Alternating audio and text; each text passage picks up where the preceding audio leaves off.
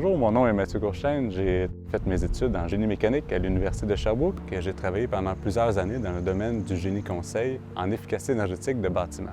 Ensuite, j'ai eu envie d'avoir une approche plus globale en environnement.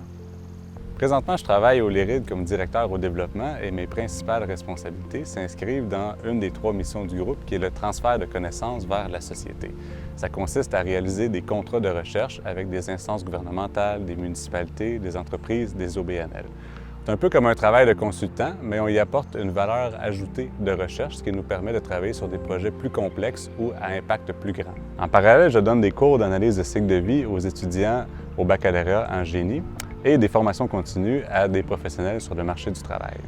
Le LIRID me permet de travailler sur des projets multidisciplinaires en lien avec les bâtiments, les infrastructures, l'énergie, les matériaux et les procédés. Ce qui me motive dans mon travail, c'est l'impact concret que l'on peut avoir sur les orientations de politique publique, sur les entreprises et sur la société en général.